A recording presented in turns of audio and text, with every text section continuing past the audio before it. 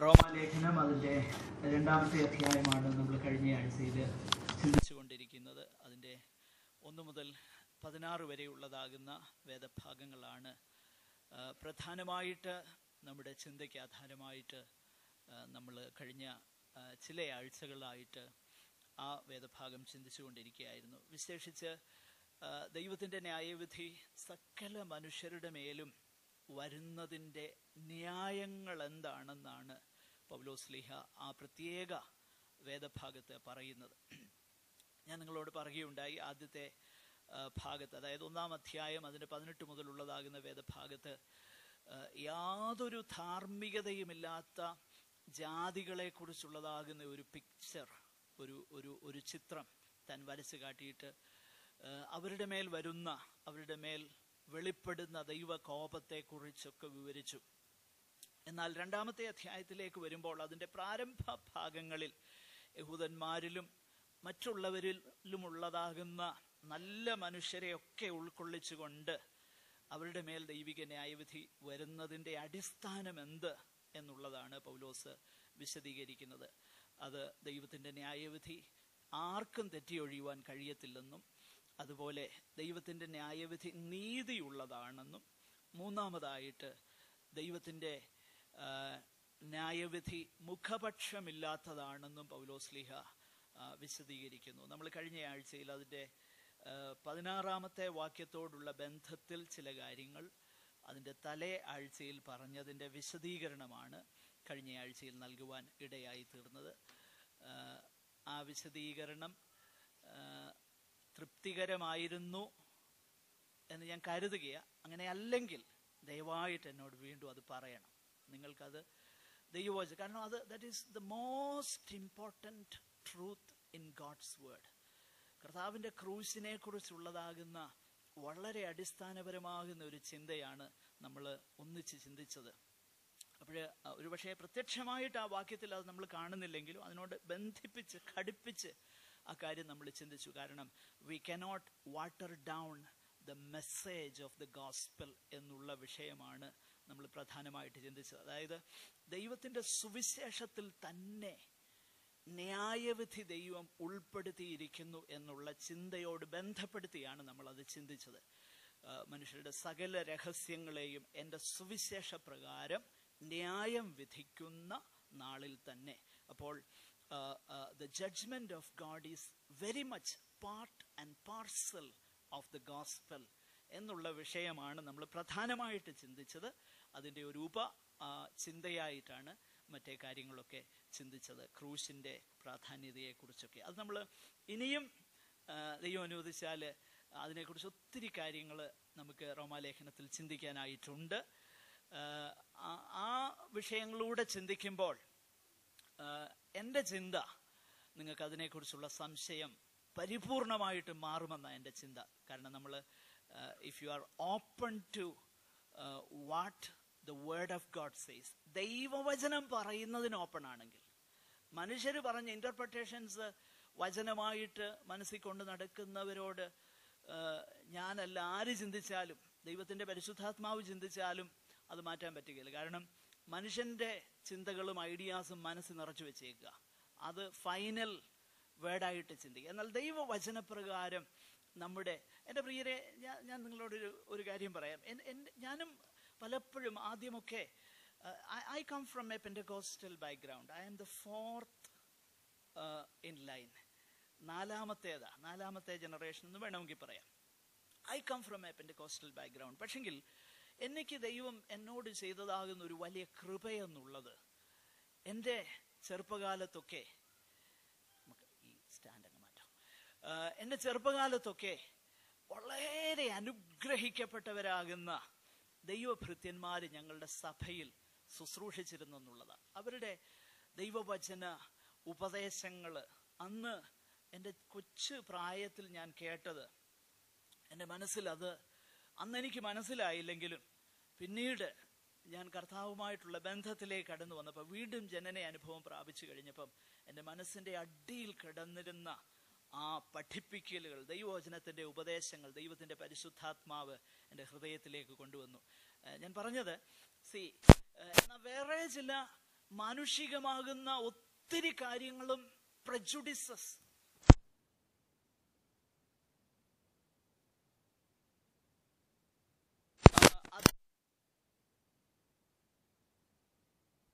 പല തെറ്റായ കാര്യങ്ങളെക്കുറിച്ച് മനസ്സിലാകുവാൻ കഴിഞ്ഞത്. ഞാൻ ദൈവം അനുവദിച്ചാൽ പിന്നീട് പല കാര്യങ്ങൾ അതിനുള്ള ബന്ധത്തിൽ, റോമാലേഖനം പഠിക്കുന്നതിനുള്ള ബന്ധത്തിൽ നമ്മൾ കാണും. സ്തോത്രം. നമ്മൾ ഇന്ന് തുടർന്ന് അതിൻ്റെ 17 മുതലുള്ളതാകുന്ന വേദഭാഗങ്ങളാണ് ചിന്തിപ്പാനായിട്ട് പോകുന്നത്. 17 മുതലുള്ളതാകുന്ന വേദഭാഗങ്ങൾ പ്രധാനമായിട്ട് പൗലോസ് അഡ്രസ് ചെയ്യുന്നത് എക്സ്ക്ലൂസീവ്ലി യഹൂദന്മാരെയാണ്.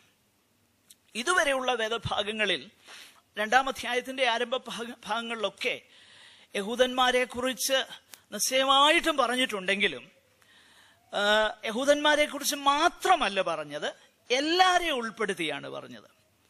എന്നാൽ 17-ാമത്തെ വാക്യം മുതലാണ് യഹൂദന്മാരോട് നേരിട്ട് പൗലോസ് സംഭാഷിക്കുന്നതായിട്ട് നമ്മൾക്കവിടെ കാണുവാൻ കഴിയുന്നത്. ആ 17-ാം വാക്യം ആരംഭിക്കുന്നത് തന്നെ ഡയറക്റ്റ് അഡ്രസ്സോടുകൂടെയാണ്. നേരിട്ട് യഹൂദനെ അഡ്രസ്സ് ചെയ്തുകൊണ്ടാണ് ആ വേദഭാഗം ആരംഭിക്കുന്നത്. നോക്കുക, പൗലോസിന്റെ ആ ചിന്താഗതി, ദൈവത്തിന്റെ പരിശുദ്ധാത്മാവിനാൽ താൻ ആ കാര്യങ്ങൾ വളരെ ക്രമീകൃതമായിട്ട്, നമ്മുടെ മനസ്സിൽ നിന്ന് ആ ചിന്ത മറന്നു പോകരുത്. 17-ാം വാക്യമാണ് അതിന്റെ തുടക്കം. 17-ാം വാക്യത്തിൽ നമ്മൾ കണ്ടു, ദൈവത്തിന്റെ സുവിശേഷത്തിൽ ദൈവത്തിന്റെ നീതി വെളിപ്പെടുത്തുന്നു. വിശ്വാസത്തിനായും വിശ്വാസത്താലും വിശ്വാസത്തിനായിട്ടും ദൈവത്തിന്റെ നീതി വെളിപ്പെടുന്നു എന്ന് പറഞ്ഞാൽ ഉടനെ പറഞ്ഞു ദൈവത്തിന്റെ കോപം വെളിപ്പെടുന്നു. അപ്പൊ ദൈവത്തിന്റെ കോപം എന്തുകൊണ്ട് സകല മനുഷ്യരുടെ മേലും വരുന്നു എന്നതിന്റെ വിശദീകരണമാണ് പൗലോസ് ഈ വാക്യങ്ങളിലെല്ലാം നൽകുന്നത്. സ്തോത്രം. ദൈവം എന്തുകൊണ്ട് നീതിമാനാകുന്നു? ഭൂമിയിൽ ജനിച്ചു വീണ ഏതു മനുഷ്യനെയും കൃത്യതയോടെ ന്യായം വിധിപ്പാൻ ദൈവം എന്തുകൊണ്ട് നീതിമാനാകുന്നു? എന്തുകൊണ്ട് ദൈവത്തിന്റെ പക്കൽ മുഖപക്ഷമില്ല? ദൈവം ആരെ ന്യായം വിധിച്ചാലും still he will remain righteous. Why? എന്തുകൊണ്ട് ദൈവം നീതിമാനാകും? ആ കാര്യത്തിന്റെ വിശദീകരണമാണ് നൽകുന്നത്. അപ്പോൾ ഓരോ സ്റ്റെപ്പ് ബൈ സ്റ്റെപ്പായിട്ട് പറഞ്ഞു വന്നിട്ട് ഈ 17 മുതലുള്ളതാകുന്ന വാക്യങ്ങൾ വളരെ സെൽഫ് കോൺഫിഡന്റ് ആയിട്ടുള്ള, വളരെയധികം സ്വയ ആശ്രയമുള്ള, പാരമ്പര്യങ്ങളെ കുറിച്ച് തികഞ്ഞ ബോധ്യമുള്ള, പ്രിവിലേജസിനെ കുറിച്ച്, പദവികളെ കുറിച്ച്, റൈറ്റ്സിനെ കുറിച്ച്, അവകാശങ്ങളെ കുറിച്ചൊക്കെ വലിയ ഊറ്റം കൊള്ളുന്നവരാകുന്ന യഹൂദന്മാരെ താൻ നേരിട്ട് അഡ്രസ് ചെയ്യുകയാണ്. യഹൂദനെ ഒരു ജാതി എന്ന നിലയിൽ, അതിനിടയ്ക്ക് ഒരു കാര്യം പറഞ്ഞോട്ടെ, യഹൂദനായാലും യവനനായാലും രക്ഷാമാർഗം ഒന്നേ ഉള്ളൂ. അത് വളരെ വ്യക്തമാണ്. യഹൂദന് വേറൊരു രക്ഷാമാർഗവും ജാതികൾക്ക് മറ്റൊന്നുമില്ല. വളരെ കൃത്യമായിട്ട് ദൈവത്തിന്റെ വചനം നമ്മളെ പഠിപ്പിക്കുന്നല്ലോ. ആദ്യം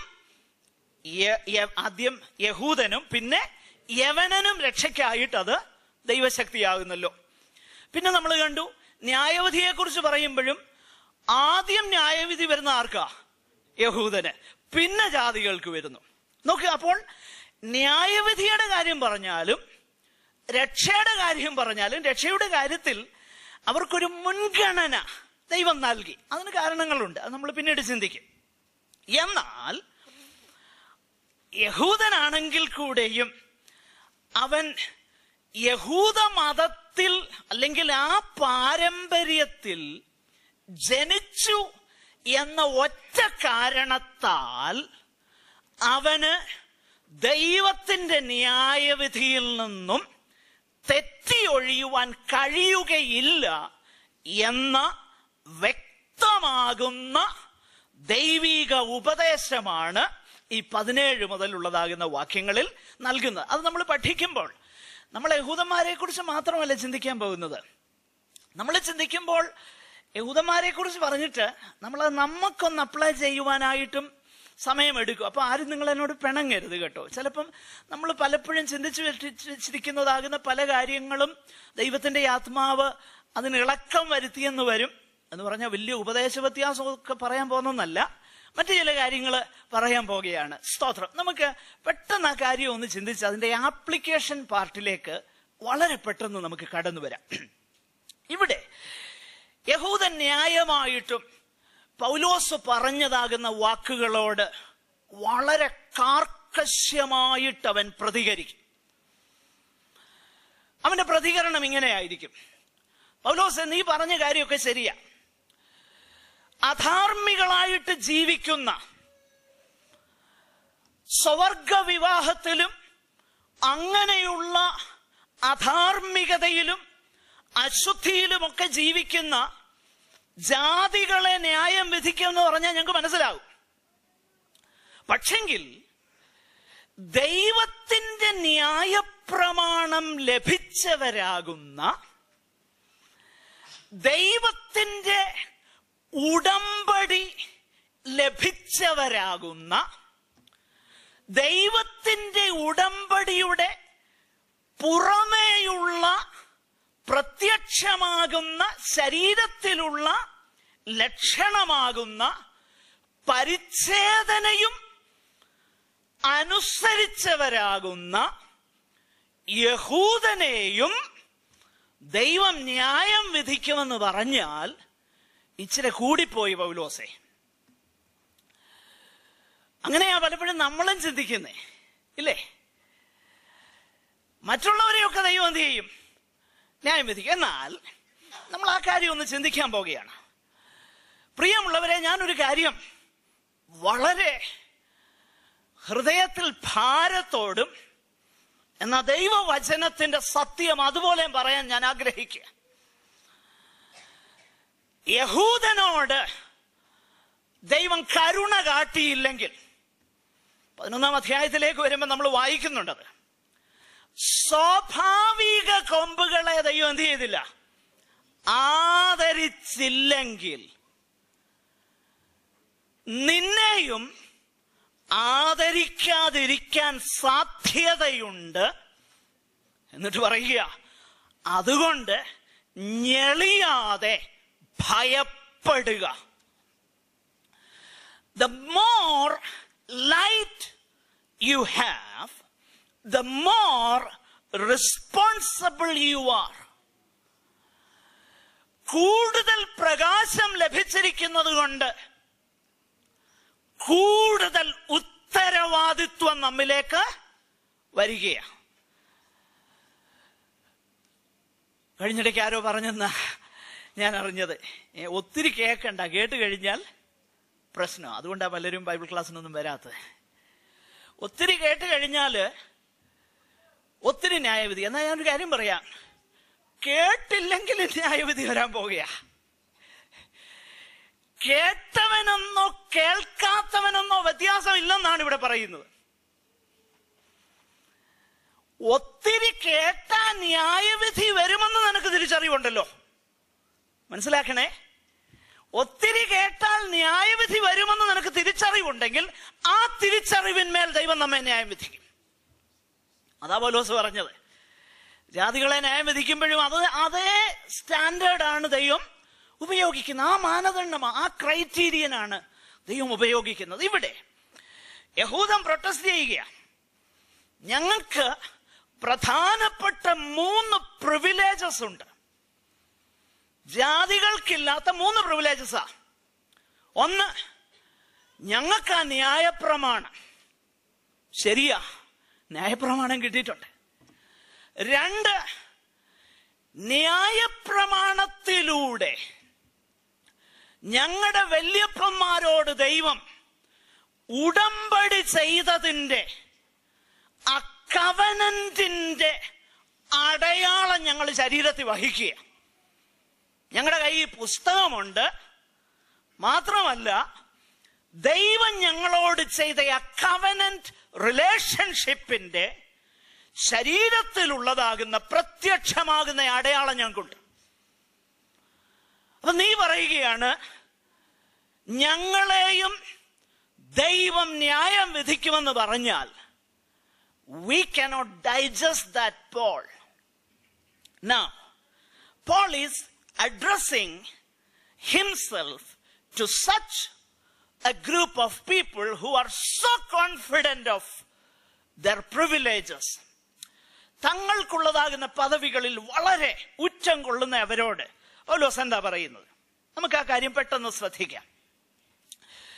അതിന്റെ 17 മുതലുള്ളതാകുന്ന വാക്യങ്ങൾ, അതിന് 24 വരെയുള്ളതാകുന്ന വേദഭാഗത്ത് പൗലോസ് ന്യായപ്രമാണത്തെ കുറിച്ച് പറയുന്നു, അതിന്റെ ശ്രേഷ്ഠതയെക്കുറിച്ചും പറയുന്നുണ്ട്. അതേ തുടർന്ന് 25 മുതൽ 24 വരെയുള്ളതാകുന്ന വേദഭാഗത്ത് ആ കവനന്റ് റിലേഷൻഷിപ്പിന്റെ പുറമേയുള്ള അടയാളമാകുന്ന പരിച്ഛേദനയെ കുറിച്ച് പറയുന്നു, circumcision. So Paul is dealing with some of the fundamental issues as far as the Jews are concerned. യഹൂദന്മാരെ സംബന്ധിച്ചിടത്തോളം അടിസ്ഥാനപരമാകുന്ന വിഷയങ്ങളെയാണ് താൻ ഡീൽ ചെയ്യുന്നത്. ഒന്ന് ന്യായപ്രമാണം, 2 പരിച്ഛേദന. ഈ 2 കാര്യങ്ങളെക്കുറിച്ച് അവരുടെ ചിന്താഗതി എന്താണെന്ന് നമുക്കൊന്ന് ശ്രദ്ധിക്കാം. അങ്ങനെ ശ്രദ്ധിക്കുമ്പോൾ തന്നെ പോസിറ്റീവായിട്ട് അതിനകത്തുള്ളതാകുന്ന സന്ദേശവും നമുക്ക് ഉൾക്കൊള്ളാം. ദയവായിട്ട് നമുക്ക് മുൻപോട്ട് പോകാം. ഒന്നാമതായിട്ട്, സമയമില്ലാത്തതുകൊണ്ട് ഞാൻ ആ ഭാഗം ഒന്നും വായിപ്പിക്കാത്തത്, ഞാൻ പറഞ്ഞങ്ങ് പോകാം. ഒന്നാമതായിട്ട് അതിന്റെ 17 മുതൽ 24 വരെയുള്ളതാകുന്ന വാക്യങ്ങളിൽ ഏകദേശം 8 ക്രിയാപദങ്ങൾ കൊണ്ട് യഹൂദന് ന്യായപ്രമാണത്തോടുള്ളതാകുന്ന ബന്ധത്തെ താൻ വിശേഷിപ്പിക്കുകയാണ്.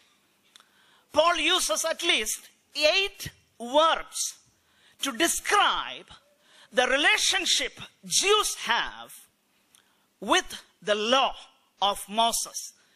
മോശയുടെ ന്യായപ്രമാണവുമായിട്ട് അവർക്കുള്ള ബന്ധത്തെ വിശദീകരിക്കുന്ന 8 ക്രിയാപദങ്ങൾ, വെർബ്സ് പൗലോസ് അവിടെ ഉപയോഗിക്കുന്നു. എന്തൊക്കെയാണ് പൗലോസ് പറയുന്നത്? ഒന്നാമത് താൻ പറയുന്നു, you call yourself A Jew. നീ യഹൂദനെന്ന് നിന്നെ തന്നെ വിളിക്കുന്നു. നിന്റെ പേരെന്താണ്? യഹൂദൻ.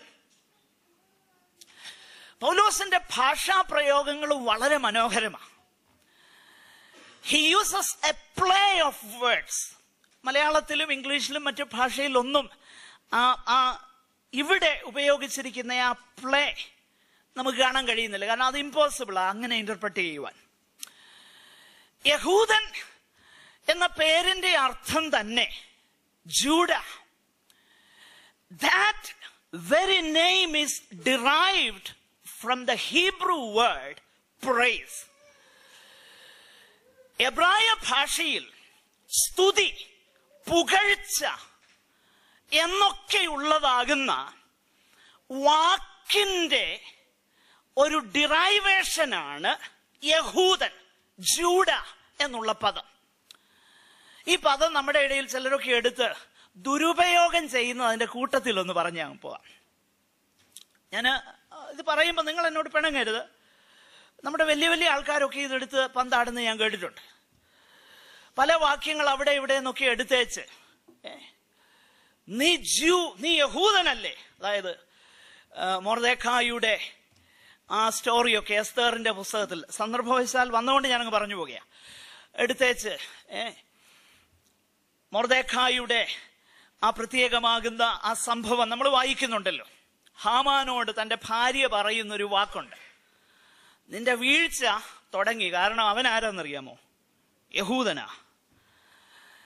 അവിടെ അത് പറയുന്നതിന്റെ അർത്ഥവും നമ്മുടെ പ്രസംഗകർ ഉപയോഗിക്കുന്നതും തമ്മിൽ ഒരു ബന്ധവുമില്ല. അവർ പറയുന്നത് എന്നാന്നറിയാമോ? നീ യഹൂദനാണെങ്കിൽ എന്ന് പറഞ്ഞാൽ നീ സ്തുതിക്കുന്നവനാണെങ്കിൽ ശത്രുവിന് നിന്റെ മുൻപിൽ നിൽക്കാനൊക്കുകയില്ല. ചുമ്മാതാ. അതിനകത്തൊരു കഥയുമില്ല, ഒരു കഴമ്പുമില്ല. എന്തുകൊണ്ടാണെന്ന് ഞാൻ പറയാം. അതാണ് നമ്മളിപ്പോ ചിന്തിക്കുന്നേ.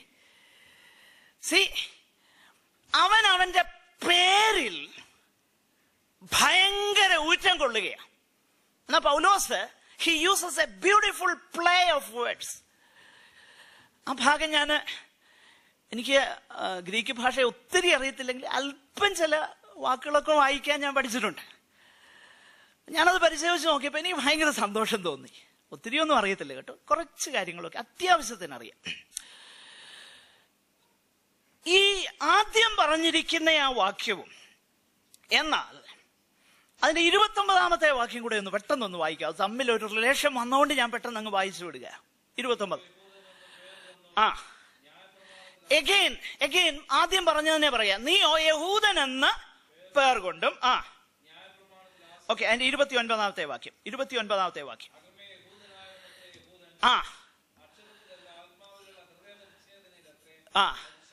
യെസ്. ആ പദമാണ് വളരെ മനോഹരം. പൗലോസ് പറയാം, നീ യഹൂദനാണല്ലോ, നീ പുകഴ്ചയുള്ളവനാണല്ലോ. പോൾ പറയുകയാ, നോ, നീ പറയുന്നത് കൊണ്ടല്ല, പിന്നെയോ മനുഷ്യരാലല്ല ദൈവത്താൽ തന്നെ എന്ത് ചെയ്യും? പുകഴ്ച ലഭിക്കും. അതാ ഞാൻ പറഞ്ഞ ആ ബ്യൂട്ടിഫുൾ പ്ലേ ഓഫ് വേർഡ്സ്. മനോഹരമായിട്ട് വാക്കുകൾ എടുത്ത് ഉപയോഗിച്ചേക്കുക എന്ന് പറഞ്ഞാൽ, നിന്റെ ആ മിയർ പ്രൊഫഷനിലല്ല കാര്യം, നീ പ്രൊഫസ് ചെയ്യുന്നത് കൊണ്ടല്ല, നീ വാഗൊണ്ട് ഉച്ചരിക്കുന്നതിലല്ല, ഉള്ളിൽ വ്യത്യാസമുണ്ടോ എന്നുള്ളതാ വിഷയം. ദൈവത്താൽ നിനക്ക് പുകഴ്ചയുണ്ടോ എന്നുള്ളതാ കാര്യം, മനുഷ്യരുടെ പുകഴ്ചയുണ്ടോന്നല്ല. അതാണ് പൗലോസ് ഇവിടെ പറയുന്നത്. Number 1, you call yourself a Jew. So we too call ourselves a Pentecostal. അതിന്റെ കാര്യം എന്നാ? അതിനൊത്തിരി കാര്യങ്ങളുണ്ട്. അത് വാഗൊണ്ടേറ്റ് പറഞ്ഞു, രക്ഷിക്കപ്പെട്ടു. വെള്ളത്തിൽ മുങ്ങി സ്നാനപ്പെട്ടു. അന്യഭാഷ പറഞ്ഞു, അഭിഷേകം പ്രാപിച്ചു. പല കാര്യങ്ങൾ ചെയ്തു ഉണ്ട് എന്ന് അവകാശപ്പെട്ടുകൊണ്ട് we call ourselves Pentecostals. പക്ഷെങ്കിൽ ദൈവവുമായിട്ടുള്ള നമ്മുടെ വ്യക്തിപരമാകുന്ന ബന്ധമെന്ത്? Do you have a one-on-one relationship with God? പൗലോസ് അതാ പറയുന്നത്. You call yourself a Jew. You are boasting, you are praising. But do you have praise from God? ദൈവത്തിങ്കൽ നിന്ന് പുകഴ്ച നിനക്ക് ഉണ്ടോ? അതാ വിഷയം. എന്റെ പ്രിയരെ, നാം നമ്മുടെ പാരമ്പര്യങ്ങളിൽ പുകഴരുത്,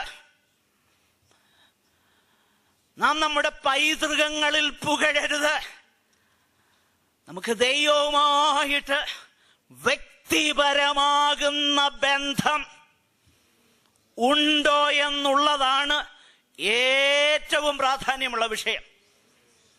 ഇന്ന് രാത്രി എന്നെ കേൾക്കുന്ന ആരെങ്കിലും വ്യക്തിപരമായി കർത്താവുമായിട്ട് ബന്ധമില്ലാത്തവരിവിടെ ഉണ്ടെങ്കിൽ, make sure you have that relationship with the Lord God. ദൈവമായിട്ട് ആ ബന്ധമുണ്ടെന്ന് ഉറപ്പ് വരുത്തിയിട്ട് ഈ റൂം വിട്ടു പോകാവൂ, പ്ലീസ്, ദയവ് ചെയ്ത്. കാരണം ദാറ്റ് ഈസ് എക്സ്ട്രീംലി ഇമ്പോർട്ടന്റ്. ഒന്ന്, അവനവനെ തന്നെ പുകഴ്ത്തുകയാണ്. യഹൂദനെന്ന് എനിക്ക് പേരുണ്ട്. എന്റെ പ്രിയരെ, അതിനകത്തൊന്നും ഒരു കാര്യവുമില്ല കേട്ടോ. യഹൂദൻ എന്നുള്ള പേരും ഈ കാര്യങ്ങളൊന്നും ദൈവസന്നിധാനത്തിൽ വില പോകുന്ന കാര്യമല്ല. നമ്മുടെ നാട്ടിലൊക്കെ നസ്രാണികൾക്കെല്ലാം ഒരു പ്രത്യേക അസുഖമുണ്ട്. ഇപ്പോഴല്ല, കുറച്ച് നാൾ തുടങ്ങി. ഞാൻ എന്നെ കൂടെ ഉൾപ്പെടുത്തിയാ പറയുന്നത്. They trace their ancestry to some aristocratic Brahmin family. ഞങ്ങൾക്കും ഉണ്ട് അത് തന്നെ. ഞാൻ അടുത്തിടെ പോയപ്പോൾ അതൊക്കെ വായിച്ചു നോക്കി. They are all proud about that. Thomas ലീഗ വന്ന് സ്നാനപ്പെടുത്തി ഇങ്ങോട്ട് ചേർത്തതാണെന്നും, പിന്നെ ഞങ്ങൾ അവിടുന്ന് നേരിട്ട് വന്നതാണെന്നും ഒക്കെ ഒത്തിരി ആ പ്രൈഡ് നമ്മിലുണ്ട്. എന്നാ ഞാനൊരു കാര്യം പറയാം. ദൈവസന്നിധാനത്തിൽ ഇതൊന്നും വിഷയമല്ല. വ്യക്തിപരമായി ഇന്ന് നമുക്ക് ദൈവത്തോടുള്ള ബന്ധമാ വിഷയം. ഇന്ന് നമുക്ക് ദൈവത്തോടുള്ള ബന്ധം. You call yourself a juice.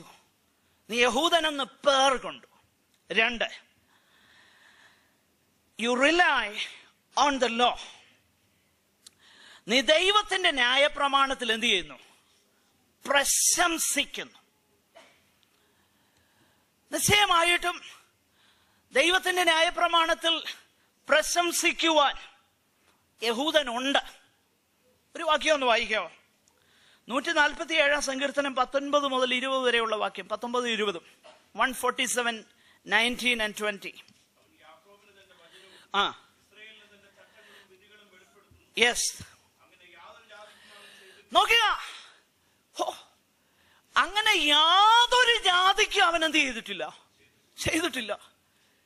No wonder they are so proud about their legacy, their pedigree, their ancestry. അവരുടെ പൈതൃകത്തെ കുറിച്ച് ഒരു ഭയങ്കര ഊറ്റം കൊള്ളുകയാണ്. കാരണം തിരുവചനം എന്നാ പറയുന്നേ? യാക്കോബിന് ഇത് കൊടുത്തേക്കുക, വേറെ ഒരു ജാതിക്കും അവനങ്ങനെ ചെയ്തിട്ടില്ല. ഓ, എത്ര പ്രിവിലേജ്ഡ് ആയിരുന്നു അവര്. ഒരു ജാതിക്കും ഇല്ലാത്ത പ്രിവിലേജ് ദൈവം അവർക്ക് കൊടുത്തു. നമ്മൾ 3-ാം അധ്യായത്തിലേക്ക് വരുമ്പോൾ അതിനെക്കുറിച്ച് പൗലോസ് വീണ്ടും പറയുന്നുണ്ട്. 3-ാം അധ്യായം അതിന്റെ 1-2 വാക്യങ്ങൾ വായിച്ചു നോക്കിക്കഴിഞ്ഞാൽ അത് നമുക്ക് കാണാൻ കഴിയുന്നുണ്ട്. എന്നാൽ യഹൂദൻ എന്ത് വിശേഷത? അല്ല, പരിച്ഛേദനയാൽ എന്ത് പ്രയോജനം? സകലവിധത്തിലുമുണ്ട്. അത് നമ്മൾ പിന്നീട് കാണും. ഒന്നാമത്, ദൈവത്തിന്റെ അരുളപ്പാടുകൾ അവരുടെ പക്കൽ സമർപ്പിച്ചിരിക്കുന്നത് തന്നെ. ദൈവത്തിന്റെ അരുളപ്പാടുകൾ അത് ദൈവം ഈ ജാതിക്ക് കൊടുത്തു. അതാ ഏറ്റവും വലിയ പ്രിവിലേജ്. അതുകൊണ്ട് അവരതിൽ ഊറ്റം കൊള്ളുകയാണ്, അവരതിൽ പുകഴുകയാണ്. 5-ാം അധ്യായത്തിലേക്ക് വരുമ്പോൾ നാം ദൈവത്തിൽ പ്രശംസിക്കുന്നു എന്ന് പറയുന്ന അതേ പദം തന്നെയാണ് ഇവിടെ യഹൂദൻ ന്യായപ്രമാണത്തിൽ പ്രശംസിക്കുന്നതിനെ കുറിച്ച് പറഞ്ഞിരിക്കുന്നത്. You brag about your relationship to God. നീ ദൈവത്തിൽ എന്ത് ചെയ്യുന്നു? പ്രശംസിക്കുന്നു.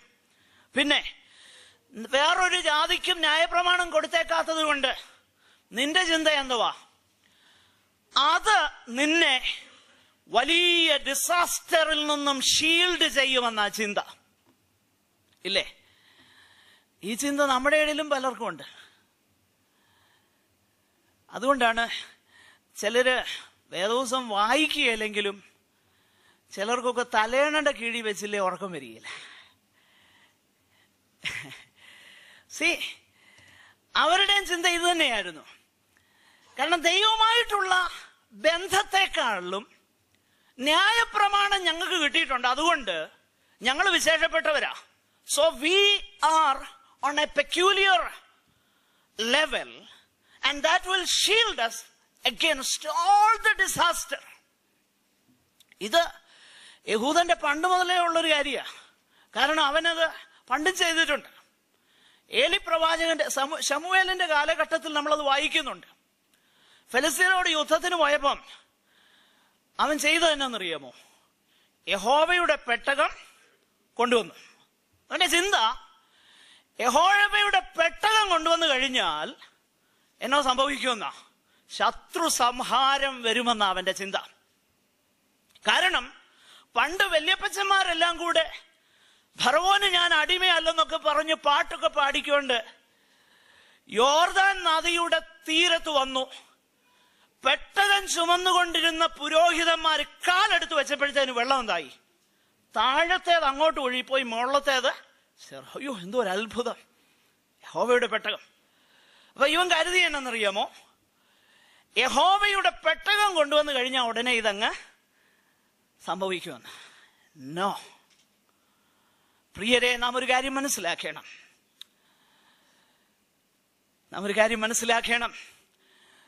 പുറമേയുള്ള യാതൊരു കുറുക്കു വഴികളുമല്ല, പുറമേയുള്ളതാകുന്ന യാതൊരു ലക്ഷണങ്ങളുമല്ല പരാജയപ്പെടാതെ ജയകരമാകുന്ന ക്രിസ്തീയ ജീവിതം ചെയ്യണമെങ്കിൽ അതിൻ്റെ അടിസ്ഥാനപരമാകുന്ന വിഷയം ദൈവവുമായിട്ട് നിനക്കുള്ള ബന്ധത്തിന്റെ അഗാധതയാണ് നിന്നെ സഹായിക്കുന്നത്. അല്ലാതെ പേരുള്ളത് കൊണ്ടും അല്ലെങ്കിൽ ചില പ്രത്യേക മാന്ത്രിക പ്രയോഗങ്ങളൊക്കെ ഉപയോഗിക്കുന്നത് കൊണ്ടും ഒന്നും അല്ല കാര്യം നടക്കുന്നത്. ദൈവമായിട്ടുള്ള നമ്മുടെ ബന്ധമായ ഏറ്റവും വലിയ കാര്യം കേട്ടോ.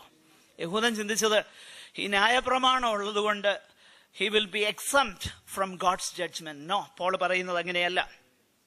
താഴോട്ട് താൻ പറയുന്നത് ഇങ്ങനെയാണ്, നിനക്ക് ന്യായപ്രമാണത്തിൽ നിന്ന് നീ പഠിക്കുന്നത് കൊണ്ട് നിനക്ക് അവന്റെ ഇഷ്ടം എന്താണെന്നറിയാം. അപ്പൊ ഇവിടെ ഒരു കാര്യം പ്രത്യേകിച്ച് ഞാൻ പറയട്ടെ, പോസിറ്റീവ്ലി. ഇവിടെ താഴോട്ട് ഇതെല്ലാം പോസിറ്റീവ്ലി പൗലോസ് പറയുന്നത്. ആദ്യം അതായത് ന്യായപ്രമാണമാണ് ദൈവത്തിന്റെ ഇഷ്ടം എന്താണെന്ന് തിരിച്ചറിയുവാൻ ദൈവം വെച്ചേക്കുന്ന മാധ്യമം. മറന്നു പോകരുത് കേട്ടോ.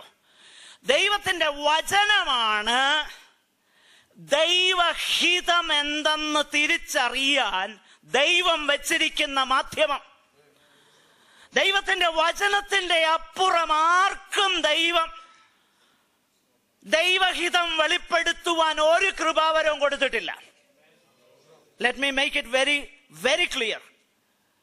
ദൈവവചനത്തിന്റെ പുറത്ത് ദൈവഹിതത്തെ കുറിച്ച് വെളിപ്പെടുത്തുവാൻ ദൈവം ആരെയും അനുവദിക്കുന്നില്ല, ആരെയും. അപ്പൊ മനസ്സിൽ വേറെ ചില സംശയങ്ങളൊക്കെ വരുമായിരിക്കാം.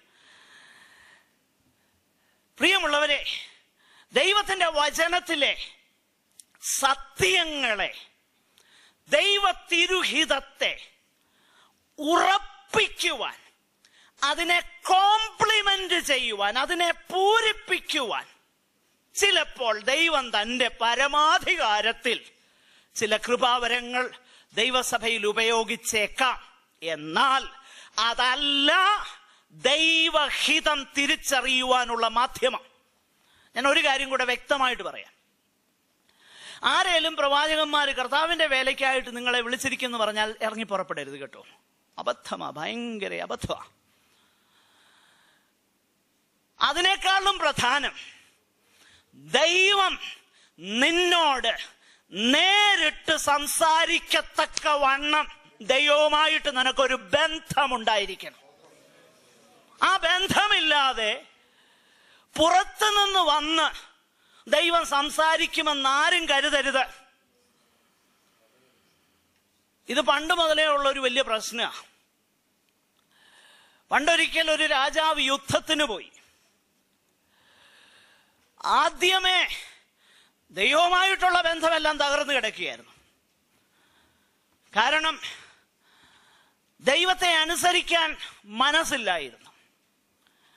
പക്ഷെ അവന്റെ ഭാഷ്യം, നിന്റെ ദൈവമാകുന്ന യഹോവയ്ക്ക് യാഗം കഴിക്കാൻ വേണ്ടിയിട്ടാണ് ഞാൻ ഇതിനെയൊക്കെ കൊണ്ടുവന്നേക്കുന്നത്. ആളിന്റെ പേരറിയാം, ശൗൽ. ശമൂവേൽ പ്രവാചകൻ പറഞ്ഞു, നോ, അനുസരിക്കുന്നത് യാഗത്തെക്കാളും ശ്രദ്ധിക്കുന്നത് മുട്ടാടുകളുടെ മേധസ്സിനേക്കാളും പ്രസാദകരമാണ്. No, God will not be pleased with this. ഇന്ന് പലരും അങ്ങനെയാണ് കരുതുന്നത്. വലിയ വലിയ കാര്യങ്ങളൊക്കെ എന്ത് ചെയ്യുമെന്നറിയാമോ? അവർ നശിപ്പിച്ചു കളയും. കണ്ട മോശമായിട്ടുള്ളത്. കാരണം ഇവിടുന്ന് ഇറങ്ങിപ്പോകുമ്പോൾ ഒരു സിഗരറ്റും കത്തിച്ചുകൊണ്ട് പോകുന്ന കണ്ടു കഴിഞ്ഞാൽ മോശമാ, ലോകക്കാർ കണ്ടു കഴിഞ്ഞാൽ മോശമാ. അപ്പൊ അല്പം മോശമായിട്ടുള്ളത്, അല്പം ഊനമുള്ളതിനെയൊക്കെ എന്ത് ചെയ്തു? നശിപ്പിച്ചു. കൊള്ളാവുന്നതിനെയൊക്കെ, പിന്നെ ഹാൻഡിയായിട്ട് വരുന്നതിനെയൊക്കെ എന്ത് ചെയ്തു? കൊണ്ടുവന്നു. ഇങ്ങനെ ഹാൻഡിയായിട്ട് പിന്നീട് തക്കത്തിന് ഉപയോഗിക്കാൻ ഒത്തിരി ചരക്കും കൊണ്ട് ഒത്തിരി പേര് ദൈവസഭയെ വന്നിരിപ്പുണ്ട്. പിന്നീട് ഉപയോഗിക്കുകയും ചെയ്യുന്നുണ്ട്. എന്നാൽ ഒരു കാര്യം ഞാൻ പറയാം, God is not pleased with that. പലരും ചിന്തിക്കുന്നത് അന്യായമായിട്ട് ചെയ്ത കാര്യങ്ങൾക്കൊക്കെ നല്ല ഒരു സംഭാവന അങ്ങ് കൊടുത്ത്, ഒരു ദശാംശമൊക്കെ കൊടുത്തു കഴിഞ്ഞാൽ കാര്യം ശരിയാകും. എന്നാൽ ഇന്നും ദൈവത്തിന്റെ പരിശുദ്ധാത്മാവിന് വിധേയപ്പെടുന്ന ചിലര് ഇവിടെ ഉണ്ടെന്നുള്ളത് ഓർത്ത് ഞാൻ ദൈവത്തിന് സ്തോത്രം ചെയ്യുകയാണ്. കഴിഞ്ഞ ദിവസം ഒരു പ്രിയ സഹോദരൻ, ഞാൻ പേരൊന്നും പറയുകയില്ല, നമ്മുടെ ബൈബിൾ ക്ലാസ്സിന് ഇന്ന് അവരില്ലാത്തതുകൊണ്ടാണ് ഞാൻ പറയുന്നത്. അപ്പൊ ആരാ ഇന്നില്ലാത്തൊരു പലരുണ്ടല്ലോ, ആരാന്നൊന്നും നിങ്ങൾ ഫിഗർ ഔട്ട് ചെയ്യണ്ട. എന്നോട് വന്ന് വ്യക്തിപരമായിട്ട് ചോദിച്ചു, പാസ്റ്റർ എനിക്ക് പാസ്റ്ററോട് ഒരു കാര്യം ചോദിക്കാനുണ്ട്. പാസ്റ്റർ അതിന് അൺബയാസ്ഡ് ആയിട്ട്, നിഷ്പക്ഷമായിട്ടൊരു ഉത്തരം എനിക്ക് തരണമെന്ന് പറഞ്ഞു. പറഞ്ഞതിങ്ങനെയാ, അവരുടെ കമ്പനിയിൽ നിന്ന് കുറച്ച് വിസ കിട്ടും, ഫ്രീ ആയിട്ട് കിട്ടും. അത് വേണമെങ്കിൽ നല്ല വിലയ്ക്ക് കൊടുക്കാം.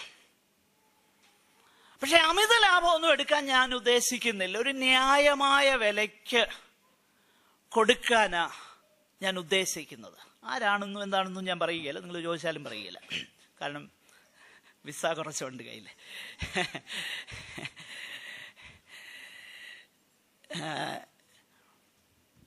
ഞാൻ ചോദിച്ചു, സഹോദരന് ആ കാര്യത്തെക്കുറിച്ച് പ്രാർത്ഥിച്ചു. ഞാൻ പ്രാർത്ഥിച്ചു പാസ്റ്ററെ, പക്ഷെങ്കിൽ എനിക്ക് എൻ്റെ മനസ്സിൽ ഒരു കുറ്റബോധം തോന്നുക. അത് ഞാൻ ചെയ്യരുതെന്ന് ആരോ എന്നോട് പറയുക. ഞാൻ പറഞ്ഞു, ബ്രദറെ, അത് ദൈവത്തിന്റെ പരിശുദ്ധാത്മാവ് നിങ്ങളുടെ മനസ്സാക്ഷിയിൽ ഇടപെടുകയാണ്. നിങ്ങൾക്ക് അതിനെക്കുറിച്ചൊരു കുറ്റബോധം തോന്നുന്നെങ്കിൽ അതിൻ്റെ അർത്ഥം അത് തെറ്റാണെന്ന്, അത് പാപമാണെന്ന്. ഞാൻ എന്നിട്ട് അദ്ദേഹത്തോട് പറഞ്ഞു, ഇപ്പം നിങ്ങൾക്ക് വേണമെങ്കിൽ അതിനെ മറികടന്നു പോകാം. അടുത്ത പ്രാവശ്യം വളരെ കൂളായിട്ട് അത് ചെയ്യാൻ കഴിയും. അതുകൊണ്ട് ദൈവമായിട്ടുള്ള ബന്ധമാണ് നിനക്ക് വലുതെങ്കിൽ, ഞാൻ ആ സഹോദരനോട് പറഞ്ഞു, ഇപ്പം വലിയ സമ്പാദ്യമൊന്നും നിനക്കുണ്ടാക്കാൻ കഴിഞ്ഞെന്ന് വരികയില്ല. പക്ഷെങ്കിൽ ദൈവവുമായിട്ടുള്ള ബന്ധവും വൈകിട്ട് മുട്ടുമടക്കി അപ്പച്ച, പിതാവേ എന്ന് വിളിക്കാൻ, സ്നേഹത്തോടെ നല്ല മനസാക്ഷിയോടെ വിളിക്കാൻ, അതാ നിന്റെ പ്രയോറിറ്റി എങ്കിൽ ലീവ് ദാറ്റ്. ദൈവം നിന്റെ ചെറിയ വരുമാനത്തിൽ നിന്നെ നടത്താൻ ദൈവം വിശ്വസ്തനാണ്. ഈ ദേശത്ത് ദൈവമല്ലേ നിന്നെ കൊണ്ടുവന്നത്. നിന്റെ വീടിനെ കുറിച്ചും നിന്റെ കുടുംബത്തെക്കുറിച്ചും ഭൗതിക വിഷയങ്ങളെക്കുറിച്ചും ഒക്കെയുള്ള ഭാരം വിട്. ദൈവം നടത്താൻ വിശ്വസ്തനാ. ദൈവത്തിൽ ആശ്രയിക്കുക. നിന്റെ മനസാക്ഷി നിന്നെ കുറ്റം വിധിക്കുന്നെങ്കിൽ don't go ahead with that. അദ്ദേഹം പറഞ്ഞു, എൻ്റെ പാസ്റ്ററെ, ഇത് എന്നോട് പാസ്റ്റർ പറഞ്ഞത് എനിക്ക് വളരെ നന്ദിയുണ്ട്. കാരണം ഒരു പക്ഷെങ്കിൽ ഞാൻ പറഞ്ഞു, ഞാനീ പറഞ്ഞ കാര്യം നിങ്ങൾ പോയി വേറെ ആരോടെങ്കിലും ഒക്കെ കൺസൾട്ട് ചെയ്താൽ, പാസ്റ്റേഴ്സിനോടല്ല വേറെ ആരോടെങ്കിലും ഒക്കെ കൺസൾട്ട് ചെയ്താൽ നിങ്ങളെ പൊട്ടനെന്ന് വിളിച്ചെന്ന് വരും. അതും കൂടെ കേൾക്കാൻ നിങ്ങൾ ഒരുങ്ങിക്കോണമെന്ന് പറഞ്ഞു. ഞാൻ പറഞ്ഞു വരുന്നതിൻ്റെ താല്പര്യം എന്നറിയാമോ? പ്രിയമുള്ളവരെ, നമുക്ക് ദൈവവുമായിട്ടുള്ള ബന്ധമാണ് വലുത് സകലതിനേക്കാളും. അപ്പൊ ഈ ബന്ധം വിട്ടേച്ച് ദൈവത്തിന്റെ ശബ്ദം കേൾക്കാതെ കാക്കാത്തിയുടെ മുന്നേ പോയി ഇരിക്കുന്നത് പോലെ ഇരുന്നാൽ ദൈവം സംസാരിക്കുമെന്ന് നീ കരുതുന്നുണ്ടോ? ശൗൽ അങ്ങനെയാ ചെയ്തത്. ആദ്യം അനുസരണക്കേട്, എനിക്കറിയുന്നത് ഒന്നും തീരുകയില്ല, അതുകൊണ്ട് ഇങ്ങനെ തന്നെ അങ്ങ് തീർക്കാം. ആദ്യം അനുസരണക്കേട് കാണിച്ചു. കുറച്ച് കഴിഞ്ഞ് വലിയ കഷ്ടത്തിലായപ്പം രാജാവിന് ദൈവത്തിന്റെ അരുളപ്പാട് കൊടുക്കാൻ ഒരു മാധ്യമം ഇസ്രായേലിലുണ്ട്. Legitimate means. ആ ലെജിറ്റിമേറ്റ് മീൻസ് എന്താണെന്നറിയാമോ? ഊറീമും തുമ്മീമും. നമുക്കതിനെക്കുറിച്ച് അറിയാമല്ലോ. ആദ്യം ചെന്നു, പക്ഷെങ്കിൽ യഹോവ എന്ത് ചെയ്തില്ല? ഊറീം കൊണ്ടും തുമ്മീം കൊണ്ടും അവനോട് എന്ത് ചെയ്തില്ല? ഉത്തരമരുളിയില്ല. ഉടനെ പറഞ്ഞു, ഒരു വെളിച്ചപ്പാടത്തിയെ. എവിടെയാ അത് തുടങ്ങിയത്? ദൈവമായിട്ടുള്ള ബന്ധം പോയി, ദൈവം സംസാരിക്കുന്നില്ല. അപ്പൊ ഇപ്പൊ ആരെ തിരക്കിപ്പോയി? എന്റെ പ്രിയരെ, ഈ അബദ്ധം നമുക്കുണ്ടാകരുത് കേട്ടോ. ദൈവവും നീയുമായിട്ടുള്ള ബന്ധം എന്താ? ഒരു പിതാവും ഒരു അപ്പനും ഒരു പൈതലും എന്നുള്ള ബന്ധമാണോ? നേരിട്ട് അപ്പച്ചനോട് സംസാരിക്കാൻ നിനക്കൊക്കത്തില്ലേ? എന്താ, ദൈവം നമ്മോട് സംസാരിക്കുകയില്ലേ? എവിടെയാണ് നമ്മുടെ ബന്ധത്തിന് തകരാറ് പറ്റിയത്? അതന്വേഷിക്ക്. എന്നിട്ട് ആ ബന്ധം പുനഃസ്ഥാപിപ്പാനായിട്ട് പറ്റുമെങ്കിൽ ഉപവാസം എടുത്ത് പ്രാർത്ഥിക്കുക. കർത്താവേ, നീ എന്നോട് സംസാരിക്കണം. നിന്റെ വചനത്തിലാണല്ലോ നിന്റെ ഇഷ്ടം വെളിപ്പെടുത്തിയേക്കുന്നത്. നിന്റെ വചനത്തിൽ കൂടെ നീ എന്നോട് ഇടപെടണം. വ്യക്തിപരമായി നമുക്ക് ദൈവമായിട്ട് ബന്ധമുണ്ടാകണം. ഇവിടെ പൗലോസ് പറയുകയാണ്, നീ ന്യായപ്രമാണത്തിൽ നിന്ന് പഠിക്കാൽ അവന്റെ ഇഷ്ടമറിഞ്ഞു. നീ ഇഷ്ടമറിഞ്ഞെന്ന് മാത്രമല്ല, വേറൊരു നല്ല ഗുണം കൂടെ ഉണ്ടവന്. അടുത്ത പദം ഒന്ന് വായിക്കോ.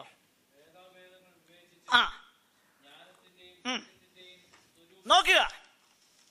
അപ്പൊ നീ ദൈവത്തിന്റെ ന്യായപ്രമാണത്തിൽ നിന്ന് പഠിക്കുന്നത് കൊണ്ട്, as a result of you studying God's word, you know what is His will for you. And you are in a position to test which is good and which is bad. ഭേദാഭേദങ്ങളെ വിവേചിച്ചറിയാൻ. ആ പദപ്രയോഗം വളരെ മനോഹരമാണ്. അതിന്റെ original ലാംഗ്വേജിൽ ഉപയോഗിച്ചേക്കുന്നത് കള്ളനാണയം എന്താ, നല്ല നാണയം എന്താണെന്ന് തിരിച്ചറിയുവാനുള്ള പ്രോസസ്. ആ പ്രോസസ് നിനക്കറിയാം. എന്തുകൊണ്ടറിയാം? നീ ന്യായപ്രമാണത്തിൽ നിന്ന് പഠിക്കുക. ഇന്ന് അനേകർക്കും കൺഫ്യൂഷൻസാ. പല കാര്യങ്ങളും ഇവിടെ നിന്ന് ഇങ്ങനെ വിളമ്പുമ്പോ, ഇവിടെ നിന്ന് പറയുമ്പോ, അയ്യോ ഈ സഭയിൽ നിന്നല്ലേ എന്ന് പറഞ്ഞാ പുൾപിറ്റിൽ നിന്ന് വിളമ്പുമ്പോ ആകെപ്പാടെ ഒരു കൺഫ്യൂഷൻ. എന്നാ കൺഫ്യൂഷൻ? കൺഫ്യൂഷൻ വരേണ്ട കാര്യമില്ല. കാരണം ദൈവത്തിന്റെ ന്യായപ്രമാണത്തിൽ ദൈവവചനം ശരിയായിട്ട് പഠിക്കാമെങ്കിൽ തെറ്റേതാ ശരിയേതാന്ന് അന്നേരം തന്നെ ഹൃദയത്തിൽ തിരിച്ചറിയാൻ കഴിയും കേട്ടോ. എല്ലാം പോയി കേൾക്കരുത്. കേട്ട് കഴിഞ്ഞാൽ വലിയ കുഴപ്പമാ. ഞാൻ കഴിഞ്ഞ ദിവസങ്ങളിൽ കർത്താവിന്റെ ഗിരിപ്രഭാഷണത്തിന്റെ അവസാന ഭാഗങ്ങളാ ഞാൻ ശുശ്രൂഷിക്കുന്ന സഭയിൽ പറഞ്ഞുകൊണ്ടിരിക്കുന്നത്. അപ്പോഴ് ഈ ഇടുക്ക് വാതിലിനെ കുറിച്ചും വഴിയെക്കുറിച്ചും അതിന്റെ ആ അന്ത്യത്തെക്കുറിച്ചും ഒക്കെ പറയുന്ന ഭാഗം കഴിഞ്ഞ ഉടനെയാ പറയുന്നത് കർത്താവ് കള്ളപ്രവാചകന്മാരെ.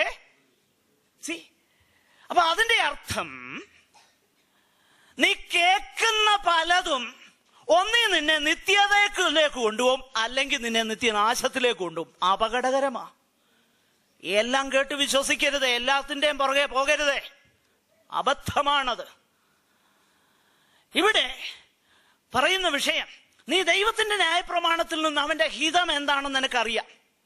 അതുകൊണ്ട് നിനക്ക് ഭേദാഭേദങ്ങളെ നിനക്ക് വിവേചിക്കാനുള്ള കഴിവുണ്ട്. ഇതൊക്കെ നമ്മൾ പോസിറ്റീവായിട്ട് എടുക്കണം. പിന്നീട് അതിന്റെ Paul turns the tables on them later on. നമ്മളത് പിന്നീട് വായിക്കും, പഠിക്കും. ദൈവം നെക്സ്റ്റ് വീക്ക്. അടുത്തതായിട്ട് നമ്മൾ കാണുന്നത് അങ്ങനെ ഭേദാഭേദങ്ങള് നീ വിവേചിക്കുന്നു. ഇതേ കാര്യം തന്നെ പൗലോസ്ലീഹ ഫിലിപ്പിയർ 1:10 അവരോട് പറയുന്നുണ്ട്. അവർക്ക് വേണ്ടി പ്രാർത്ഥിക്കുമ്പോൾ ഇതേ കാര്യമാണ്. വേണമെങ്കിൽ പെട്ടെന്ന് ആ വാക്യം, അത് അതിനോട് ബന്ധപ്പെട്ടതായതുകൊണ്ട്. നിങ്ങൾ ഭേദാഭേദങ്ങളെ എന്ത് ചെയ്യണം? വിവേചിക്കാറാ. നിങ്ങൾക്കൊരു ഉറപ്പുണ്ടാകണം. ഞാൻ പലരെയും കണ്ടിട്ടുണ്ട് എൻ്റെ ശുശ്രൂഷയിൽ. അവരോട് പലരും വന്ന് പലതും പറയും. ഒരിക്കൽ ഒരാളോട് ഒരു സോക്കോൾഡ് പ്രോഫറ്റ് വന്ന് ഒരു കാര്യം പറഞ്ഞു. 1 മാസം കഴിഞ്ഞ് അതിന്റെ നേരെ വിപരീതം പറഞ്ഞു. നേരെ കടക വിരുദ്ധമാകുന്നത് പറഞ്ഞു. അതേ ആള് അതേ വ്യക്തിയോട്. ഇത് 2 സംഭവം എനിക്കറിയാം, നേരിട്ടറിയാം. എന്നോട് ഒന്ന് പറയുക. അത് എന്നോടെന്ന് ഞാൻ ഉദ്ദേശിച്ചത്, എന്നോട് തന്നെ അങ്ങ് പറഞ്ഞല്ലോ എന്നുള്ള സങ്കടം കൊണ്ടാ എന്നോടെന്ന് ഞാൻ പറഞ്ഞേ. ആ സങ്കടം കൊണ്ട് പറഞ്ഞ, അല്ലാതെ ഞാൻ വലിയ ആളാണെന്നല്ല പറഞ്ഞത്. ഒന്ന് പറയാ, ഇന്നാള് ഇന്നത് പറയാം. ഞാൻ ചോദിച്ചാ 1 മാസം മുമ്പേ അതല്ലല്ലോ, അതിന് നേരെ വിപരീതമാണല്ലോ പറഞ്ഞു. അത് ശരിയാ, ഇത് ശരിയാ. ചിലരിങ്ങനെയാ. എന്നാൽ ദൈവത്തിന്റെ ന്യായപ്രമാണത്തിൽ നിന്നും പഠിക്കിയാൽ നിനക്ക് you know how to test which is good and which is bad. നല്ലതേതാ തീയതേതാന്ന് നിനക്ക് തിരിച്ചറിയാം. പിന്നെ അതിന്റെ കാരണം എന്നത് അതിനുവേണ്ടി ആ ഒരു വരം ഫിലിപ്പിയിലുള്ളവർക്ക് ഉണ്ടാകണമെന്നാണ് പൗലോസ് അവർക്ക് വേണ്ടി പ്രാർത്ഥിക്കുന്നത്. ആകട്ടെ, അടുത്തതായിട്ട് പൗലോസ് പറയുന്നതെന്നറിയോ?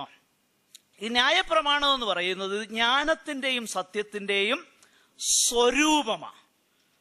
ജ്ഞാനത്തിന്റെയും സത്യത്തിന്റെയും സ്വരൂപം.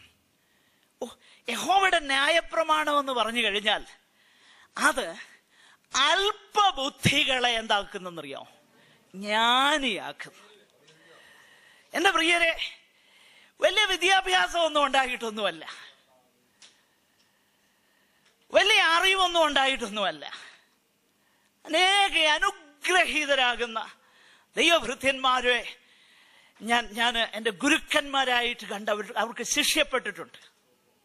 I hold them in high esteem. എന്തിനേറെ, അക്ഷരാഭ്യാസമൊന്നും ഇല്ലാത്ത എൻ്റെ മാതൃസഭയിലുള്ള എഴുത്തും വായനയും അറിയാത്ത ചില അമ്മച്ചിമാരുണ്ട്.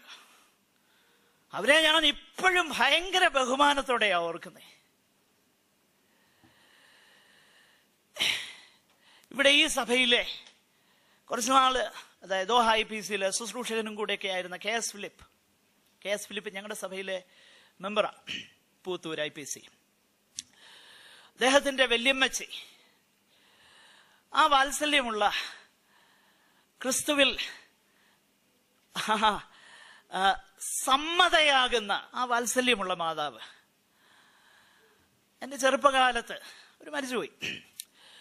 എന്നാൽ എൻ്റെ ചെറുപ്പകാലത്ത് അവര് ആ പ്രിയപ്പെട്ട മാതാവിന് എഴുത്തും അറിയത്തില്ല, വായനയും അറിയത്തില്ല.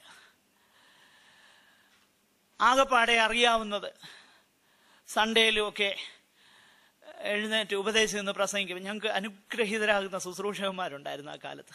അതൊക്കെ ദൈവം എന്നോട് ചെയ്ത വലിയൊരു കരുണ. പാസ്റ്റർ TC ഈശോ തുടങ്ങിയവരൊക്കെ എൻ്റെ ചെറുപ്പകാലത്ത് ഞങ്ങളുടെ സഭയിൽ ശുശ്രൂഷിച്ചവരാ. അദ്ദേഹത്തെ പോലെ സുവിശേഷാത്മാവുള്ള ഒരു കർത്താവിൻ്റെ ദാസനെ ഞാൻ ഇന്നും കണ്ടിട്ടില്ല. ഞാൻ പറഞ്ഞു വരുന്നൊരു താല്പര്യം, ഈ മാതാവ് എഴുന്നേറ്റ് നിന്ന് സാക്ഷ്യം പറയാൻ അങ്ങോട്ട് തുടങ്ങുമ്പം അങ്ങ് കരച്ചില്ല. ഞാനൊരു കൊച്ചു കുഞ്ഞായിരുന്നപ്പോൾ ഞാൻ എപ്പോഴും ഓർത്തുണ്ട്, എന്തിനാ ഈ അമ്മച്ചി എഴുന്നേറ്റ് ചുമ്മാ ഇരുന്ന് കരയുന്ന മറ്റൊന്നുമല്ല, അങ്ങ് പറയുന്ന വാക്കുകൾ അങ്ങ് ഗദ്ഗതത്തിൽ പറയാൻ കഴിയത്തില്ല. എന്ന് സാക്ഷ്യത്തിന് എഴുന്നേറ്റാലും അമ്മച്ചി അങ്ങ് കരയാം, മറ്റൊന്നുമല്ല. അയ്യോ, ദൈവം എന്നോട് കരുണ ചെയ്തു. ശുദ്ധന്മാരോടൊന്നിച്ച് സ്തോത്രം ചെയ്യാൻ ദൈവം എന്നെ പ്രാപ്തയാക്കി.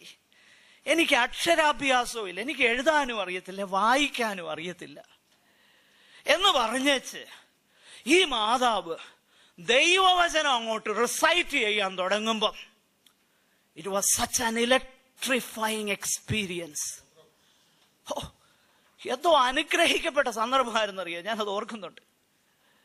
ഭയങ്കര ഇലക്ട്രിഫൈ. ദൈവവചനം അങ്ങോട്ട് റിസൈറ്റ് ചെയ്യും. എഴുത്തും അറിയത്തില്ല, വായനയും അറിയത്തില്ല. ആകെപ്പാടെ വല്ലോരും പറഞ്ഞു കേട്ടത് അതുപോലെ ഹൃദയത്തിൽ കൊണ്ട് നടക്കുക. സത്യത്തിന്റെയും ജ്ഞാനത്തിന്റെയും സ്വരൂപമാണ് ദൈവത്തിന്റെ വചനം. അത് അല്പബുദ്ധിയെ ജ്ഞാനിയാക്കുന്നതാ ദൈവത്തിന്റെ വചനം. ദൈവവചനത്തിന്റെ സവിശേഷതയാ ഇത്. നമ്മുടെ ഹൃദയത്തിൽ അങ്ങോട്ട് കയറിയിട്ട് ഇതങ്ങോട്ട് ക്രിയ ചെയ്യാൻ തുടങ്ങിയ എൻ്റെ പ്രിയരെ, എന്നോ സന്തോഷമാ ദൈവവചനത്തിങ്കലുള്ള സന്തോഷം. അതുപോലെ എന്നോ സന്തോഷമാ നമുക്ക് ലഭിക്കുന്നത്. ആനന്ദിക്കാറുണ്ടോ?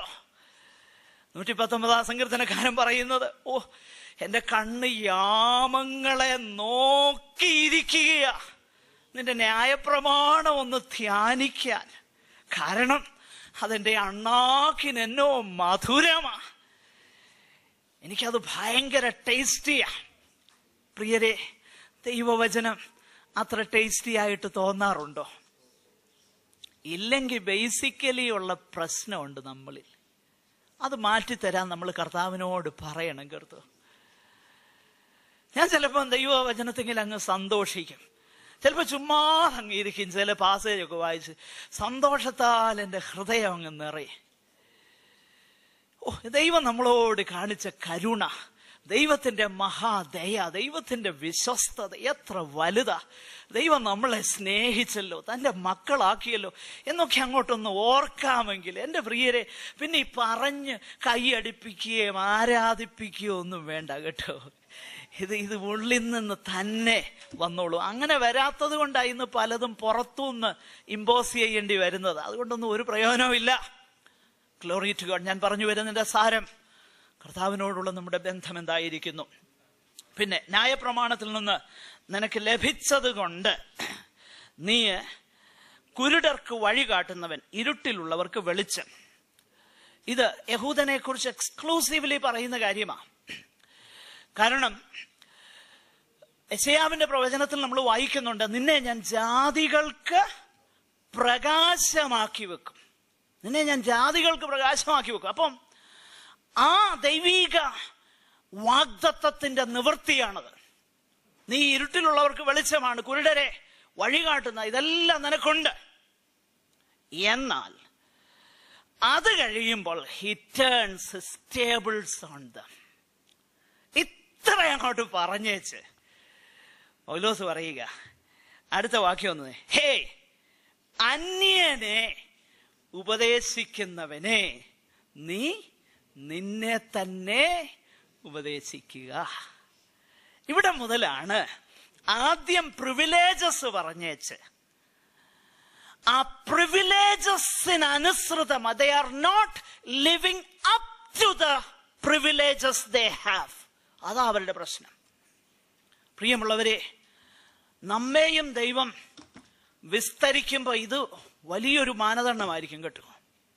God has given us so much a privilege. ഒത്തിരി പ്രിവിലേജ് ദൈവം നമുക്ക് തന്നിട്ടുണ്ട്.